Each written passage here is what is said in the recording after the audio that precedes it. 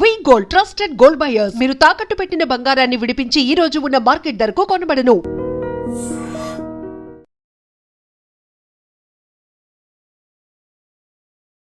నమస్తే, నేను Kavitha. Welcome to I dream news and నిజాలు. ఇరాన్ మీద అమెరికా ఇజ్రాయెల్ చేస్తున్నటువంటి యుద్ధం 4వ వారానికి ఎంటర్ అయింది. గతంలోనే డొనాల్డ్ ట్రంప్ అనౌన్స్ చేశారు, ఈ యుద్ధం 3 నుంచి 4 వారాల పాటు కంటిన్యూ అవుతుంది అనే మాట. నిజంగా 4వ వారాన్నే ఎండ్ అయిపోతుందా? ట్రంప్ నిన్న మీడియా సమావేశంలో మాట్లాడినట్టుగా తొందరలోనే ఈ యుద్ధాన్ని విరమించే యోచనలో ఉన్నాము అనేది. అది జరిగే అవకాశాలు కనిపిస్తున్నాయా?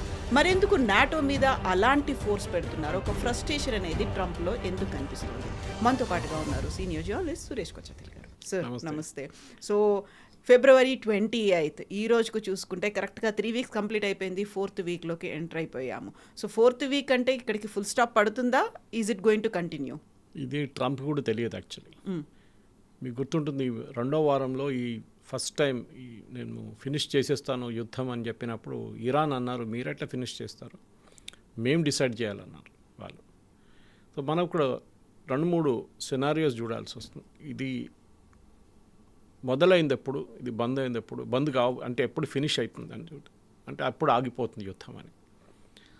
యుద్ధం మనకు తెలిసిందే, ఇది ఎవరు చేపించారు అని చెప్పి ఇప్పుడు కూడా చాలా పెద్ద ఒక డిస్ప్యూట్ నడుస్తుంది. అమెరికాలో అక్కడున్న డెమోక్రాట్స్ నడిమిట్లో ఒక మాట ఏంటంటే, ఇది ఇజ్రాయెల్ చేపించారు అమెరికాతోని. ప్రెసిడెంట్ ట్రంప్ ఒక ట్రాప్లో పడిపోయారు, ఇజ్రాయలీ ట్రాప్లో. ఒక చాలా పవర్ఫుల్ జూయిష్ లాబీ అమెరికాలో ఉంది, అది కరెక్టే. ఆ జూయిష్ లాబీతోనే ప్రెసిడెంట్ ట్రంప్ ఇన్ఫ్లుయెన్స్ అయిపోయారు. అది కాకుండా ప్రెసిడెంట్ ట్రంప్ ఈ పీస్ నెగోసియేషన్ పంపించిన ఇద్దరు, that is one is Jared Kushner, ఆయన son in law, and Steve Witkoff, ఆయన advisor, who is actually real estate గా. ఆయనకి పాలిటిక్స్తో సంబంధం లేదు, ట్రంప్ రియల్ ఎస్టేట్ ఫ్రెండ్ అన్నమాట. వీళ్ళిద్దరు కూడా చాలా మటుకు ఇరాన్ మీద ప్రెషర్ పెట్టి లేనిపోయిన కండిషన్స్ అడిగితే ఇరాన్ బ్యాక్అవుట్ అయ్యారు. యుద్ధం మొదలైనప్పుడు మన అందరికి తెలిసిందే, February 28 ఇది మొదలైనప్పుడు ఫస్ట్ బాంబింగ్ జరిగినప్పుడు ట్రంప్ ఒక లాజిక్ తీసుకొచ్చారు. ఏంటంటే యుద్ధంలో ఓవర్వెల్మింగ్ ఫోర్స్ అంటే ఎయిర్ ఫోర్స్, నేవీ, ఆర్మీని యూజ్ చేయలేదు ఎక్కువ. వీళ్ళిద్దరిని మ్యాక్సిమం ఫోర్స్ పెడితే ఇరాన్ 2-3 రోజుల్లో సరెండర్ అయిపోతారు అనుకో. ఒక సఫకేట్ అవుతుంది, ఇమ్మీడియట్గా సరెండర్ అవుతారు. పవర్ చూసి చూడండి, వెనిజువేలా ఎట్లా భయపడ్డారు చూస్తే, వెనిజువేలా సరెండర్ అయిపోయారు. మనం కూడా ఇరాన్ కూడా చేయొచ్చు, కానీ వీళ్ళు ఇరానియన్ కెపాసిటీని అండర్ ఎస్టిమేట్ చేశారు ఒకటి. రెండవది, ఇజ్రాయెల్ పని చేసుకుంటున్నారు. నిన్న కూడా చూడండి, వాళ్ళు ఇంటెలిజెన్స్ చీఫ్ని కొట్టారు, ఇంకొక ఆయన సీనియర్ ఆఫీసర్ని చంపేశారు. చాలా మటుకు ఇజ్రాయెల్కి ఒక ఎగ్జిస్టెన్షియల్ థ్రెట్ ఒకటి ఉంది. మీరు ఇవాళ కూడా ఇజ్రాయెల్లో ఎవరైనా పెట్రోల్ ధరలో, డీజిల్ ధరలో, గ్యాస్ ధరల గురించి మాట్లాడలేదు. మీరు ప్రతి దేశంలో వింటున్నారు, including UK and US. Frustration చూపిస్తున్నారు, ఇదేంటి $4 వెళ్ళిపోయిందని యూఎస్లో పర్ గ్యాలన్ చూపిస్తున్నారు. యూరోప్లో గ్యాస్ ప్రైసెస్ చాలా ఎక్కువైందని వాళ్ళు 30-40% పెరిగిందని వాళ్ళు ఏడుస్తుంటే ఇజ్రాయెల్ ఒక మాట రావట్లేదు బయటికి. ఎందుకంటే ఇజ్రాయలీస్కి థ్రెట్ ఉంది, వాళ్ళ ఎగ్జిస్టెన్షియల్ థ్రెట్. బికాజ్ ఇరాన్ కాకుండా మిగతా దేశాలు ఎవరెవరు, ప్యాలెస్టైన్ ఉండొచ్చు, లెబనాన్ ఉండొచ్చు, లెబనాన్ కాదు హెజ్బుల్లా ఉండొచ్చు, ఇట్లాంటి ఆర్గనైజేషన్ ఏమంటారంటే Israel has no right to exist. 2 state solution అని చెప్పి ఎప్పటి నుంచో 1960 నుంచి చెప్పుకుంటూ వస్తున్నాం. దట్ ఈస్ ప్యాలెస్టైన్ ఒకవైపు, ఇజ్రాయెల్ ఒకవైపు. ప్యాలెస్టైన్ అథారిటీకి యాసిర్ అరఫాత్ చనిపోయిన తర్వాత వాళ్ళకి ఒక రెస్పాన్సిబిలిటీ అప్పగించారు, మీరు వెస్ట్ బ్యాంక్ అండ్ గాజా మీరు చూసుకోవాలి, you are the de facto government అక్కడ. వెస్ట్ బ్యాంక్ ఇప్పుడు కూడా వాళ్ళ చేతిలో ఉంది, కానీ గాజా హమాస్ వచ్చి కూర్చున్నారు. Hamas is not part of Gaza, వాళ్ళు బయట నుంచి వచ్చిన, కానీ కొంతమంది అక్కడ పుట్టిన వాళ్ళు హమాస్లో చేరిపోయారు, వాళ్ళు ఒక టెర్రరిస్ట్ ఆర్గనైజేషన్ కూర్చున్నారు. సేమ్ థింగ్ లెబనాన్లో హెజ్బుల్లా వచ్చి కూర్చున్నారు. అట్లీస్ట్ లెబనీస్ గవర్నమెంట్ ఇప్పుడు కూడా చెప్తున్నారు హెజ్బుల్లా దగ్గర, మీరు ఇక్కడ నుంచి వెళ్ళిపోండి, మీకు ఇక్కడ ఉండాల్సిన పరిస్థితి మీకు లేదు, మీరు ఇక్కడ ఉండకూడదు, you don't belong to Lebanon అంటూ. కానీ ఇక్కడ ఈ ప్యాలెస్టైన్ అథారిటీ లేదు. ఒక మాట హమాస్ని మీరు ఇక్కడ ఉండకూడదు. హమాస్ ఇన్ఫ్యాక్ట్ ప్రతి గవర్నమెంట్ ఆర్మ్ని కంట్రోల్ చేస్తారు గాజాలో. హెల్త్ మినిస్ట్రీ వాళ్ళ అన్ని న్యూస్ ఇచ్చేది హెల్త్ మినిస్ట్రీ. బాంబింగ్లో ఎంతమంది చనిపోయారు, ఎంతమంది మహిళలు, పిల్లలు, అప్డేట్స్ అంతా వాళ్ళు ఇస్తారు. అది హమాస్ కానీ లోకంకి చెప్తున్నా ఏమంటారంటే ద గాజా హెల్త్ మినిస్ట్రీ అంటారు. గాజా కాదు, అది it's Hamas health ministry. Anyway, ఇజ్రాయెల్ది లాజిక్ సపరేట్. ఇజ్రాయెల్ ఏమంటున్నారంటే మేము లీడర్షిప్ని కొడతాం, we will keep on killing the leadership so that ఒక సిచ్యువేషన్కి వచ్చిన వాళ్ళ దగ్గర ఎవరు ఉండరు. కానీ అది జరగట్లేదు. చాలా మటుకు ఐ మీన్ ఇజ్రాయలీస్ కూడా అమెరికన్స్ లాగా అండర్ ఎస్టిమేట్ చేశారు ఇరానియన్స్ని. కవిత గారు, ఇరానియన్స్ ఏం చేశారంటే వీళ్ళ వార్ డాక్యుమెంటేషన్లో ముందే రాసి పెట్టుకున్నారు. మీకు తెలిసిందే, ఖమేనీ చనిపోయే ముందు ఆయన ఒక డాక్యుమెంట్ రాసి పెట్టారు, లారిజానికి ఇచ్చారు. అది ఈ was the drafting committee chairman. అంటే నేను చనిపోతే this should be the next step. ఒక 60 to 83 మెంబర్ కౌన్సిల్ ఒకరిని ఎలక్ట్ చేస్తారు సుప్రీం లీడర్కి. మాకు కొడుకు కాకూడదని చెప్పి స్పెసిఫిక్గా రాసి, కానీ కొడుకుని వీళ్ళు కంటిన్యూటీ ఎలిమెంట్ కోసం చేశారు.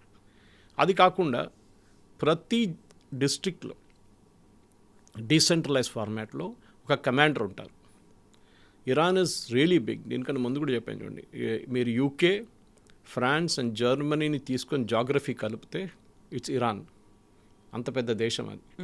ఆ దేశంలో మీరు డీసెంట్రలైజ్ చేసేసారు. ప్రతి లోకల్ లెవెల్ కమాండర్కి మన దగ్గర చెప్తారు చూడండి, గల్లీగా కమాండర్ ఉన్నారు వాళ్ళ దగ్గర. వాళ్ళకి నీ ఆయుధాలు ఇచ్చి, నీ దగ్గర 2000 డ్రోన్లు, 100 మిసైళ్ళు, ఒక 5 మిసైల్ లాంచెస్ నువ్వు పెట్టుకో. అట్లనే ప్రతి విలేజ్కి ప్రతి డిస్ట్రిక్ట్కి వాళ్ళు ఆయుధాలు ఇచ్చారు, ట్రైనింగ్ ఇచ్చారు. లాస్ట్ వార్ నుంచి ఈ వార్కి వాళ్ళకి 1 సంవత్సరం పాటు టైం ఉండే, completely trained. So moment Israel వాళ్ళ లీడర్షిప్ని కొట్టంగానే ద ఫస్ట్ అజంప్షన్ వాజ్ వీళ్ళు ఇంకా ఏం చేయలేరు. అది యుఎస్ అజంప్షన్ ఉండే, వీళ్ళు మొత్తం సరెండర్ అయిపోతారు, మొత్తం టాప్ లీడర్షిప్ పోయింది, 40 మంది కమాండర్లు పోయారు, ఒక కన్ఫ్యూజన్లో ఉంటారు, ఏం చేయరని. కానీ అదే రోజు సాయంత్రం మీకు గుర్తుంటుంది, ఇజ్రాయెల్ని కొట్టారు వాళ్ళు. నెక్స్ట్ డే వాళ్ళు అరబ్ నైబర్స్ని కొట్టారు. ఇది వాళ్ళ పవర్. ఇప్పుడు రీసెంట్లీ మనం చూసుకుంటే ఈ స్ట్రెయిట్ ఆఫ్ హార్మోజ్ క్లోజ్డ్ ఉందని చెప్తున్నారు. ఇరాన్ అంటున్నారు కాదు, ఓపెనే ఉంది అంటారు. నిన్న చూస్తే డేటా ట్రాకింగ్ చూస్తే 70 Iranian ships strait of Hormuz cross చేసుకుంటూ వెళ్ళింది బయటికి. అది ఎవరు ఆయిల్ క్యారీ చేస్తున్నారు? ఇరానియన్ ఆయిల్ క్యారీ చేస్తున్నారు. ఎక్కడి నుంచి క్యారీ చేస్తున్నారు? ఖర్గ్ ఐలాండ్ నుంచి క్యారీ చేస్తున్నారు. The same Kharg island which US ఏం చెప్తారు, మేము డిస్ట్రాయ్ చేస్తామని చెప్తారు. ఇప్పుడు ప్రెసిడెంట్ ట్రంప్ ఒక ఆర్డర్ ఇచ్చారంట 2 వారాల ముందు, ఎవరికి తెలియదు ఎక్కువ మందికి. ఏంటి ఆర్డర్? ఇరాన్ మీద ఉన్న ఆంక్షలు ఎత్తివేశారు, అంటే శాంక్షన్స్ పెట్టారు. లైక్ రష్యాకైతే వార్ ఇది బాంబింగ్ మొదలు కాగానే లైసెన్స్ ఇచ్చేసి మీరు అమ్ముకోండి అని చెప్పేసి. వేరేజ్ ఇరాన్కి మనం అనుకున్న ఇప్పుడు కూడా శాంక్షన్స్ ఉంది. కాదు, ఇరాన్కి చెప్తున్నాం మీరు ఆయిల్ అన్నీ అమ్ముకోండి. సో ఒక డైకాటమీ చూడండి, ఒకవైపు మీరు ఇరాన్ మీద యుద్ధం ఎందుకు చేస్తున్నారు? ఇరానియన్ అసెట్స్ని కొట్టడానికి. ఇరాన్ దగ్గర డబ్బులు ఉండకూడదు, సో వాళ్ళ దగ్గర ఆయిల్ ఉండకూడదు. యురేనియం పక్కన పెట్టండి, అదైతే now it's gone out of focus. Next వాళ్ళ బ్యాలిస్టిక్ మిసైల్, దెన్ డ్రోన్. కానీ ఇరాన్ ఆయిల్ అమ్ముకొని ఇరాన్ దాంతో ఆయుధాలు తయారు చేసుకుంటున్నారంటే మీరు అదే సపోర్ట్ చేస్తున్నారు ఇప్పుడు యుఎస్. ట్రంప్ అంటారు మీరు అమ్ముకోండి ఆయిల్. ఇప్పుడు దాకా నేను లాస్ట్ 20-25 సంవత్సరాలు వాళ్ళ మీద శాంక్షన్స్ పెట్టారు, right from bush till Biden and Trump. అదన్నీ ఒక యుద్ధం మొదలు కాగానే ట్రంప్ హెస్ లిఫ్టెడ్. ఇప్పుడు వాళ్ళు ప్రతి దేశం ఇంక్లూడింగ్ ఇండియాకి అమ్ముకుంటున్నారంట, ఆయిల్ అమ్ముతున్నారంట. సో అదే శాంక్షన్స్ రష్యా మీద కూడా ఎత్తేసారు. ఇప్పుడు ఇవాళ రష్యా ఏమంటున్నారంటే మేము ఇరాన్తో ఉన్న రిలేషన్ కట్ ఆఫ్ చేసేస్తాం, మీరు యుక్రెయిన్ దగ్గర మీ రిలేషన్స్ కట్ ఆఫ్ చేసేసేయండి. బికాజ్ ప్రెసిడెంట్ ట్రంప్ చెప్పారంట పుటిన్కి, వాళ్ళు మాట్లాడినప్పుడు last week, that you stop supporting Iran. పుటిన్కి తెలుసు ఇరాన్కి కావాల్సిన కెపాసిటీ వాళ్ళ దగ్గర ఉంది, నేను ఎక్కువ సపోర్ట్ చేయక్కర్లేదు. కానీ ట్రంప్ ప్రాబ్లం ఏంటంటే యుక్రెయిన్ మీద ఒక రిలేషన్షిప్ వాళ్ళది, అది ఆల్రెడీ చాలా ప్రాబ్లంలో ఉంది. అది ఎండ్ అయిపోతే యుక్రెయిన్ని రేపు పొద్దునే కంప్లీట్గా టేక్ ఓవర్ చేసుకుంటారు పుటిన్. కానీ దానికన్నా ఒక డిప్లొమాటిక్ ఫియాస్కో మొన్న జరిగింది. కవిత గారు మీరు చూసుంటారు, జాపనీస్ ప్రైమ్ మినిస్టర్ వచ్చారు కలవడానికి ప్రెసిడెంట్ ట్రంప్ని. మాట్లాడుతూ ప్రెస్ అందరూ ఉంటారు, మీడియా ఉంటారు, ఇంప్రాంప్టు డిస్కషన్. ఈయన అన్నారు, she asked why were we not informed before. యుద్ధం స్టార్ట్ అవుతోంది, మేము అటాక్ చేస్తున్నాం అనే మాట ఎందుకు చెప్పలేదు మాకన్నారు. ట్రంప్ అన్నారు, మీరు పర్ల్ హార్బర్ అటాక్ చేస్తున్నప్పుడు మీరు మాకు చెప్పలేదే అన్నారు. That is a very touchy points Kavitha గారు. ఎందుకంటే జాపనీస్ సైకేలో పర్ల్ హార్బర్ అనే యుఎస్ ఒక నేవల్ ఏం చెప్తారు ఏరియాని అటాక్ చేసింది, షిప్స్ని అటాక్ చేసింది. సెకండ్ వరల్డ్ వార్ మలుపు తిరిగింది అక్కడి నుంచి. అప్పుడు దాకా ఇప్పుడు అంటున్నారు చూడండి, అమెరికా ఏమంటున్నారు, నేటో మీరు రండి సహాయం చేయండి అని. ఆ టైంలో UK Winston Churchill literally, I think it is Lyndon Johnson at that time, కాలు పట్టుకున్నాడు ఆయనది. ప్లీజ్ యుద్ధాల్లో మీరు పార్టిసిపేట్ చేయండి, మిమ్మల్ని జర్మనీ అక్కడి నుంచి ఇక్కడి నుంచి కొడుతున్నారు మమ్మల్ని, వీఆర్ ఇంకొక 2 వారాలు అయితే they will walk into UK అని చెప్తే ఈ said no, US said no, we will not participate. అది మీ యుద్ధం, మేమెందుకు రావాలి, మీరు మొదలుపెట్టారు, మీరు జర్మనీ నడిమిట్లో గొడవ, మేమెందుకు వచ్చి మిమ్మల్ని చేయాలి. కానీ దాని తర్వాత ఇమ్మీడియట్గా పర్ల్ హార్బర్ జరిగింది. వెన్ జాపనీస్ కామికాజే పైలట్స్ అంటే సూసైడ్ పైలట్స్ వాళ్ళ ఫైటర్ ఎయిర్క్రాఫ్ట్ వచ్చి యుఎస్ షిప్స్ని కొట్టారు పర్ల్ హార్బర్లో. చాలామంది చనిపోయారు యుఎస్ అండ్ 3-4 షిప్స్ కూడా ధ్వంసమైనాయి. అప్పుడు అమెరికా వార్లో ఎంటర్ అయింది ఆ టైంలో. దాని తర్వాత మనకు తెలిసిందే హిస్టరీ, హిరోషిమా నాగాసాకి మీద బాంబింగ్ చేశారు, దాంతో యుద్ధం ఆల్మోస్ట్ ఎండ్ అయిపోయింది అక్కడ. తో యూకే ఏమంటున్నారంటే మీరేం చేశారు. సో ఈ పర్ల్ హార్బర్ గురించి జాపనీస్ ప్రైమ్ మినిస్టర్ ముందు మాట్లాడడం, and you look at the face, completely action అయిపోయింది. ఆమె ఎందుకు వచ్చాను ఇక్కడ అని ఆమె ముఖం ఎంబరాస్మెంట్ కానీ ఎక్కువ. బికాస్ ఒక జాపనీస్కి ఎప్పుడైనా రిమైండ్ చేయకుండా 2-3 రిమైండ్ చేయకూడదు. ఒకటి హిరోషిమా నాగాసాకి గురించి రిమైండ్ చేయకూడదు, ఒకటి పర్ల్ హార్బర్ గురించి. ఇప్పుడు కూడా అమెరికా సైనికులు 45,000 మంది సైనికులు జపాన్లో ఉన్నారు. Because Japan should never be allowed to bring up an army. అంటే జపాన్ ఒక ఆర్మీని ఉంచుకోకూడదు అని సెకండ్ వరల్డ్ వార్ తర్వాత వీళ్ళు ఒప్పందం పెట్టారు, allied forces and Japanese government. అక్కడ రాజుకు ఎక్కువ పవర్ ఉండే ఆ టైంలో, ద జాపనీస్ కింగ్కి ఎక్కువ పవర్ ఉండే. ఆ పవర్ కూడా తగ్గించేశారు. తగ్గించి కావాలని చెప్పి యుఎస్ అన్నారు మీరు ఆర్మీని పెట్టుకోకూడదు, మేము మిమ్మల్ని చూసుకుంటాం. ఇప్పుడు జపాన్ దగ్గర అడుగుతున్నారు మీరు మమ్మల్ని సహాయం చేయమని చెప్పేసి. సో జపాన్ ఏం చేస్తారు, వాళ్ళ దగ్గర లిమిటెడ్ కెపాసిటీ ఉంది, ఎక్కువ షిప్స్ లేదు వాళ్ళ దగ్గర, ఎక్కువ నేవల్ సేలర్స్ లేదు వాళ్ళ దగ్గర, ఎక్కువ ఆర్మీ లేదు. ఆ పరిస్థితిలో మిమ్మల్ని కలవడానికి ఎవరైనా వచ్చి మీరు మమ్మల్ని ఎందుకు ఇన్ఫార్మ్ చేయలేదంటే ఇట్ వాజ్ సీక్రెట్ అని చెప్పేసి అయిపోతుండే. మీరు పర్ల్ హార్బర్ ఎందుకు తీసుకొచ్చారు, అది ఒక పెద్ద ఇది. ట్రంప్ ఏమవుతుందంటే కవిత గారు, ఐ థింక్ ఆయన మెంటల్ ఫ్యాకల్టీ కూడా ఎక్కడో పోతుంది. ఆయన ఒక మాట ముందు అంటాడు, దాని తర్వాత ఇమ్మీడియట్ ఆపోజిట్ అంటారు దాన్ని. ఫస్ట్ ఆ రోజు దానికన్నా ముందు 2 రోజుల ముందు ఒక ప్రెస్ కాన్ఫరెన్స్, ఇట్లనే ఇన్ఫార్మల్ ప్రెస్ మీట్లో మేము నేటోని అడిగాము, నేటో రావట్లన్నారు. బహుశా నేను చెప్పుంటాను మీకు ఇది. జాక్ స్ట్రామర్ని నేను అడిగాను, why are you not coming and joining us అంటే, I will have to check with my team అన్నారంట. నా టీం దగ్గర అడగ, టీం అంటే అలా క్యాబినెట్. సో ట్రంప్ అన్నారంటే ఏం టీం అడగడం, నేనే డిసిషన్ తీసుకుంటున్నాను, ఈ టీం ఎక్కడి నుంచి వచ్చిందని చెప్పారు. ఇది ఒక డిఫరెన్స్ ఆఫ్ వర్క్ స్టైల్ ఉంటుంది. అదొక డెమోక్రసీ, ఇది కూడా డెమోక్రసీ. కానీ ఇక్కడ Trump is absolute dictator. Super powers అన్నీ ఆయన దగ్గరే ఉంటాయి. స్టామర్ని, ఒక బ్రిటిష్ ప్రైమ్ మినిస్టర్ని యు ఆర్ అ కవర్డ్, మీరు ఒక డిసిషన్ తీసుకోలేరు అని చెప్పినప్పుడు వాళ్ళ బ్రిటిష్ పబ్లిక్ మెంటాలిటీ అమెరికన్ వ్యతిరేకం ఎంతో వెళ్తుందని ఆలోచించండి ఒకసారి. మోదీ గారిని తిట్టినప్పుడు, ఒక ట్రంప్ తిట్టినప్పుడు మన దగ్గర కొంతమంది పండుగ చేసుకుంటారు ఇక్కడ, రాహుల్ గాంధీ లాంటి వాళ్ళు, కాంగ్రెస్ పార్టీ వాళ్ళు. కానీ అమెరికాలో అట్లా కాదు. ఈవెన్ ఇజ్రాయెల్లో కూడా వాళ్ళ ప్రైమ్ మినిస్టర్ని ఎవరైనా తిట్టారో ఏమైనా చెప్పారంటే the entire country will rise up together. Political differences అంతా పక్కన పెట్టేస్తారు. ఇప్పుడు నిన్న మళ్ళీ అదే స్టేట్మెంట్ తీసుకొచ్చారు, మేము నేటో. ఎందుకని అటాక్ చేయాల్సి వచ్చింది పర్ల్ హార్బర్ మీద జపాన్? అది ఒక డిసిషన్ ఉండే అప్పుడు, and it was not taken by the Japanese government, the Japanese king ఆ టైంలో, ఇంపీరియల్ ఫోర్సెస్.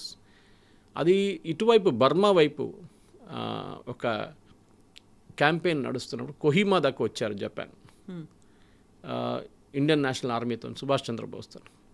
అటువైపు యుఎస్ని ప్రొవోక్ చేయడానికి చేశారని చెప్తున్నారు ఇది పర్ల్ హార్బర్. ఎందుకంటే యుఎస్ అప్పుడు దాకా ఇన్వాల్వ్ లేరు వార్లో. అది ఒక సూసైడ్, అది కూడా అటాక్ చేయడం, that was the big disaster actually.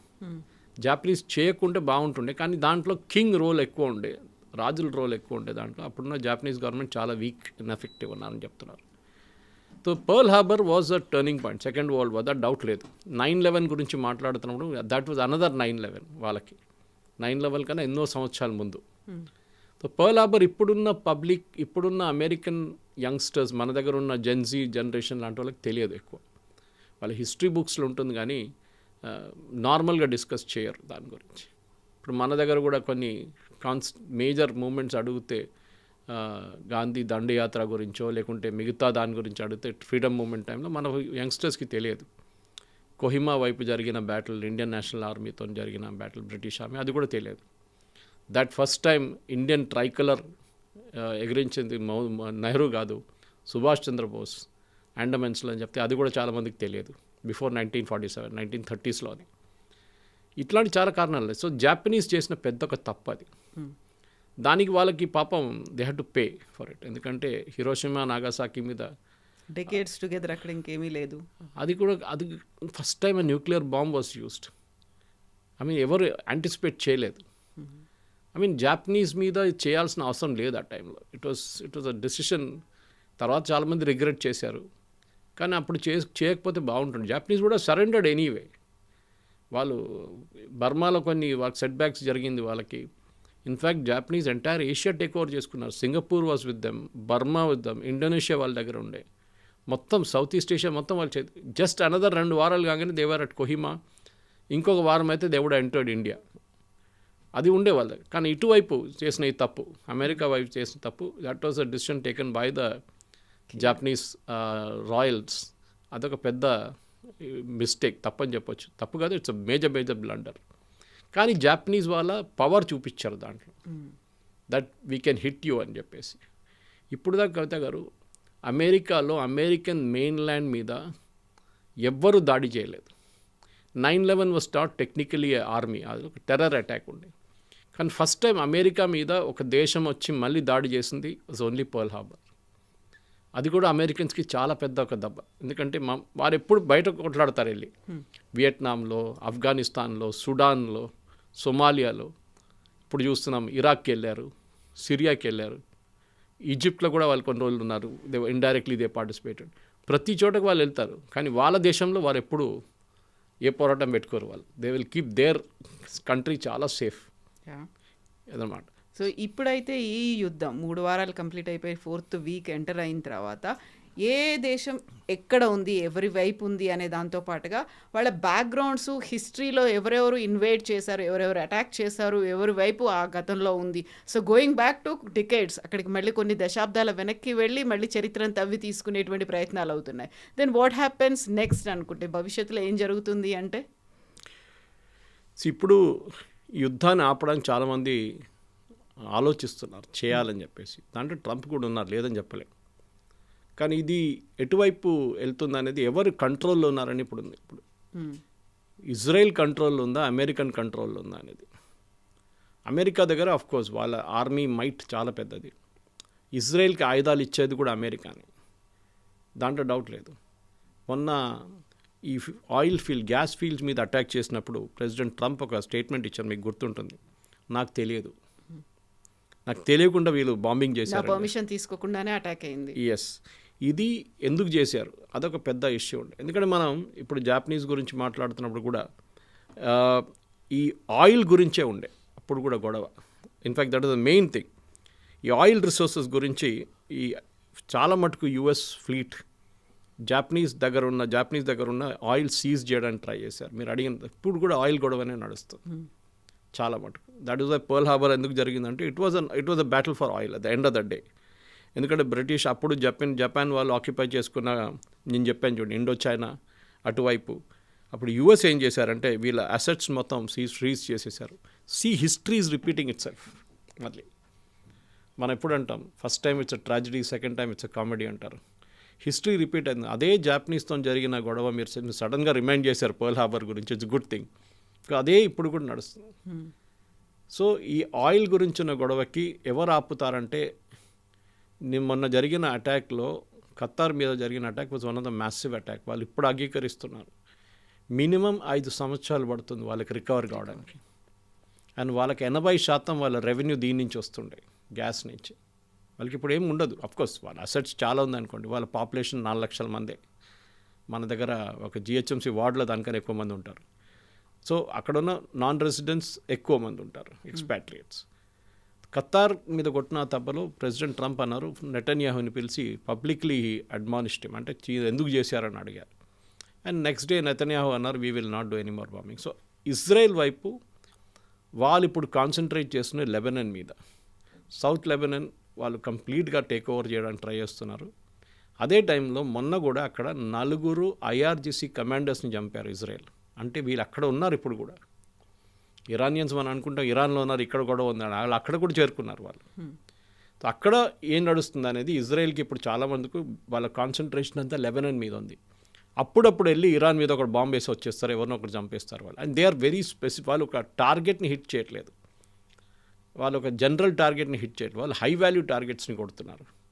ఒకటి గ్యాస్ ఫీల్డ్ కానివ్వండి, ఒకటి ఇండివిజువల్స్ ఉండొచ్చు, లారీజానీ లాంటి వాళ్ళు కొట్టినారు, ఇంటెలిజెన్స్ చీఫ్ని చంపారు. ఇట్లాంటి స్పెసిఫిక్స్ ఇజ్రాయెల్ తీసుకొస్తున్నాడు. ఈ యుద్ధం ఆపడానికి ఇజ్రాయెల్ దగ్గర కూడా ఒక పవర్ ఉంది, కానీ వాళ్ళు దాన్ని వినియోగించుకుంటారో లేదో అనేది చాలా మటుకు డౌట్ఫుల్. ఎందుకంటే ఇజ్రాయెల్ అండ్ స్పెషలీ నెటన్యాహు, ఆయనకి యుద్ధం ఎన్ని రోజులు ఎక్కువ నడిపించుకుంటూ పోతే ఆయనకి పొలిటికలీ బెనిఫిషియల్గా ఉంటుంది అది ఆయన కంట్రీలో. ఎందుకంటే ఆయన వ్యతిరేకంగా కొన్ని కేసులు ఉన్నాయి.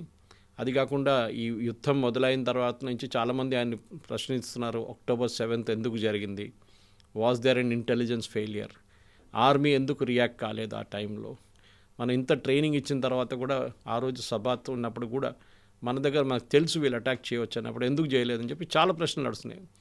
డిఫెన్స్ మినిస్టర్ రిజైన్ దాని తర్వాత ఒక 6 నెలల తర్వాత.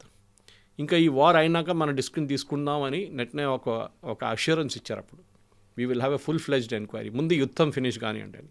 కానీ ఆ యుద్ధం ఎండ్ అవ్వట్లేదు. ట్రంప్ ఒకవైపు, నెటన్యాహు ఒకవైపు.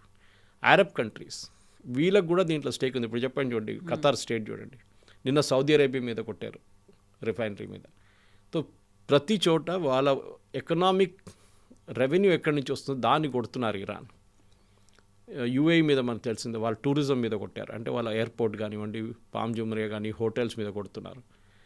కువైట్లో US 5th ఫ్లీట్ మీద కొట్టారు వాళ్ళు, వాళ్ళకి తెలుసు క్లియర్గా. అండ్ ఇరాన్ని మనం ఎప్పుడు అండర్ ఎస్టిమేట్ చేస్తున్నాం మనం as a normal media person కూడా. వాళ్ళ టెక్నికల్ పవర్ చాలా బాగుంది.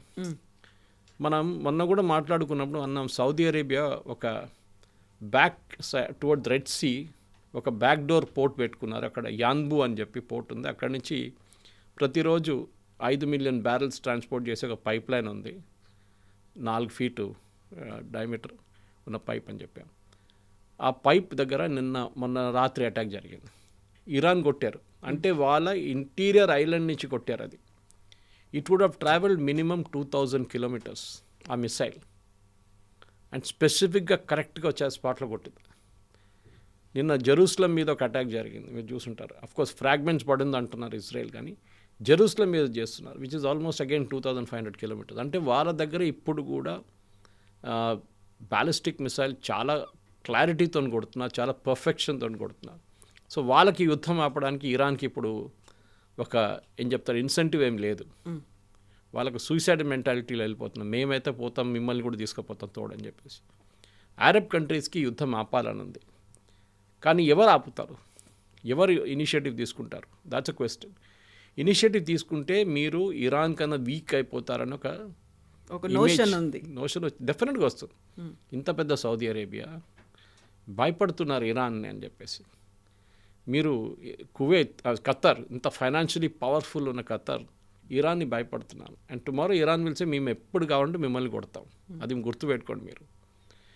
ఇప్పుడు ఇవాళ పొద్దున వస్తున్నప్పుడు I was hearing CNN interview. దాంట్లో ఏం చెప్తున్నా అంటే ఇరాన్ కొన్ని కండిషన్స్ పెట్టవచ్చు ఈ యుద్ధం ఆపడానికి. ఒకటి, మా మీద మీరు ఎప్పుడు ఇంకా దాడి చేయరు. అది ఎవరి దగ్గర చెప్తున్నారు? ఇజ్రాయెల్ అండ్ US, వాళ్ళు దాన్ని అంగీకరించరు. సెకండ్, ఇప్పుడు జరిగిన యుద్ధంలో నష్టాలు ఏమేమి వచ్చినాయి వాళ్ళకి, వాళ్ళ ఆయిల్ ఫీల్డ్స్ ఉండొచ్చు, వాళ్ళ సిటీస్ మీద ఉండొచ్చు, వాళ్ళ ఇన్ఫ్రాస్ట్రక్చర్ మీద ఉండొచ్చు, వాళ్ళ బిల్డింగ్స్ అన్నీ కాస్ట్ మీరు కట్టాలి దాన్ని. అది కూడా US కానీ ఇజ్రాయెల్ అంగీకరించరు. మూడవది, ఇరానియన్ లీడర్షిప్ని కొట్టడం మీరు బంద్ చేయాలి, అది కూడా జరగదు. ఈ 3 కారణాలు, 3 రీజన్స్ ఉంటేనే ఇరాన్ పాసిబ్లీ అంగీకరించు. వాళ్ళ వైపు నుంచి ఒక కన్సెషన్ వారు చేయొచ్చు, ఏంటంటే యురేనియంని ప్రాసెసింగ్ మేము బంద్ చేసేస్తాం, మేము will stop it, IAEA inspections మేము అలౌ చేస్తాం, ఇంటర్నేషనల్ అటామిక్ ఎనర్జీ ఏజెన్సీ. దీనికన్నా ముందు ఉండే ఒక 10-15 సంవత్సరాల ముందు ఉండే ఇన్స్పెక్షన్, కానీ దాని తర్వాత పెద్ద గొడవ జరిగింది. I think bush was the president అంటే, అప్పుడు వీళ్ళు రిజెక్ట్ చేశారు. With that it ended. ఇప్పుడు ప్రాబ్లం అక్కడ కాదు, ప్రాబ్లం ఇప్పుడు ఈ యుద్ధం ఇరాక్కి చేరుకుంది. ఇరాక్లో ఉన్న షియైట్స్ వాళ్ళు యుద్ధం టేకప్ చేసుకున్నారు. ఇప్పుడు అక్కడి నుంచి ఎక్కువ అటాక్స్ జరుగుతున్నాయి. కొన్ని మిసైల్స్ ఇరాక్ నుంచి లాంచ్ చేస్తున్నారు. అది సౌదీ అరేబియాకి కూడా చాలా పెద్ద ప్రాబ్లం అయిపోతుంది. ఎందుకంటే ఒకవైపు నుంచి వస్తే ఓకే, ఇటువైపు నుంచి నిన్న 4 మిసైల్ కొట్టారు. And all the 4 were intercepted. Later on 3 సాయంత్రం మళ్ళీ 3 కొట్టారు. అంటే ఆలోచించండి, ఇంకా వాళ్ళ దగ్గర ఇంత బాంబింగ్ జరిగిన తర్వాత కూడా దే స్టిల్ హ్యావ్ ఇట్. మన అమెరికా B-2 బాంబర్స్ తీసుకొచ్చి బాంబ్ చేశారు 2 రోజుల ముందు. వాళ్ళ కొన్ని మిసైల్ ఫెసిలిటీస్ని కొట్టడానికి ట్రై చేశారు. అండ్ అమెరికా అంగీకరిస్తున్నారు, we did bunker buster bomb కొట్టాము, డీప్ ఇంటూ ద మౌంటైన్ కొట్టాము, అంటే పెద్ద పెద్ద హిల్స్ కింద ఉంది అదంతా, కానీ డ్యామేజ్ ఎక్కువ జరగలేదు. డ్యామేజ్ వాళ్ళు ఇప్పుడు కూడా రిటైన్ చేసుకుంటున్నారు. అంటే ఇరాన్ ప్రిపరేషన్ చూడండి. సో యుద్ధం ఆపడానికి ఇప్పుడున్న పరిస్థితుల్లో ఎవరు ముందుకు రావట్లేదు. ముందు Oman was big time supporter దీన్ని. ఇప్పుడు వాళ్ళ మీద కూడా దాడి చేసిన తర్వాత వాళ్ళకి ఇంట్రెస్ట్ పోయింది, మాకేం పోయింది, మేమేం చేసుకుంటామని చెప్పేసి. ఇరాన్కేమో వన్ అప్ మ్యాన్షిప్ నడుస్తుంది. మేము అరబ్ వరల్డ్లో మేము లీడర్స్ అని చూపిస్తున్నారు వాళ్ళు. Technology wise, defence wise we're number 1. Financially వారు కాకపోవచ్చు. వాళ్ళ బిగ్గెస్ట్ విన్ వాళ్ళ ఆయిల్ అమ్మడం.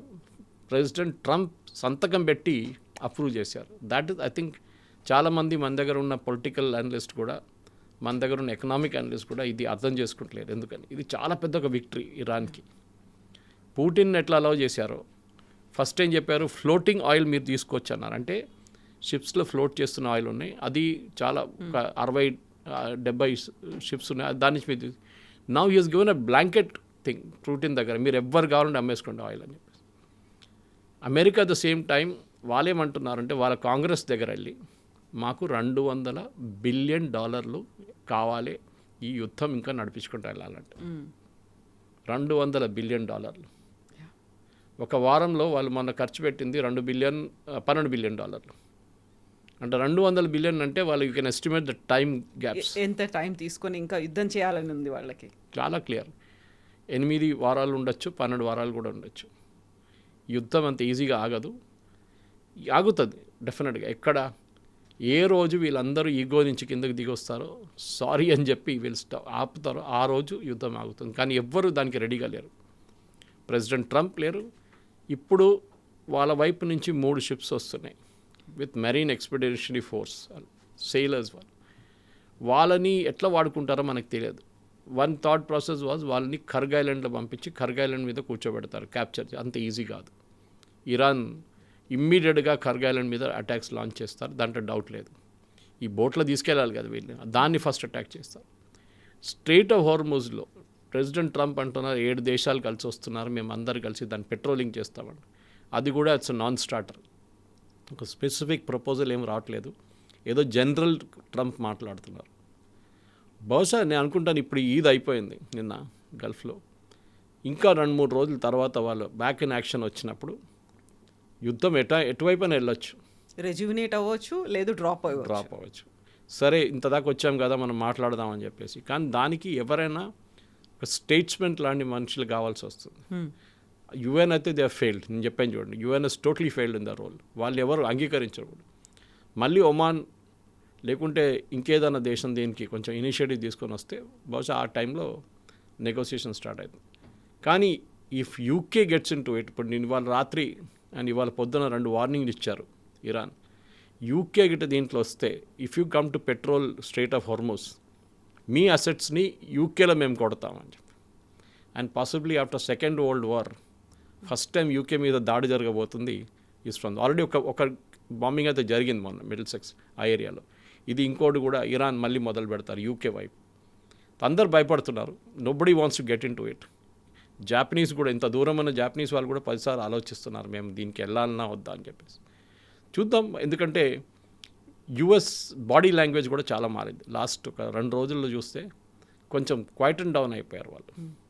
ముందు చాలా అరెగెంట్గా మాట్లాడుతుంది అట్లా, ఇప్పుడు కూడా మాట్లాడుతున్నాడు. Surrender, we will not accept any surrender. ఎవరు అడిగారు? వాళ్ళు అన్నారు, వాళ్ళు చెప్పలేదే సరెండర్ అని. ట్రంపే యూజ్ చేస్తున్నారు ఆ వర్డ్ అనమాట. So it will not go anywhere. I think maybe ఇప్పుడు మన 4th వీక్ వచ్చాం. సినిమాల్లో చెప్తా ఉంటాం చూడండి, గ్రాండ్ 4th వీక్. గ్రాండ్ ఉంటుందా లేకుంటే ఫ్లాప్ ఉంటుందా మనం చూడాల్సింది ఇప్పుడు. అది బహుశా నెక్స్ట్ ట్యూస్డే వెనస్డే కల్లా మనకు ఒక ఏం చెప్తా, ఒక క్లియర్ పిక్చర్ దీనికి మనకు వచ్చేస్తుంది. Thank you so Thank you very much. much. Thank you. నిజంగా ప్రస్తుతం ఉన్నటువంటి సమాజం దేనికి ప్రయారిటీ ఇస్తుంది? ఆర్థిక సంబంధాల చుట్టూ మాత్రమే తిరుగుతోంది. మళ్ళీ ఎన్నికలంగానే చాలా విరక్తి కలుగుతాను. మంచి అనిపిస్తుంది కదా, లేడీస్ కూడా ఛాలెంజింగ్ జాబ్స్ చేసినప్పుడు చాలా బాగుంటుంది.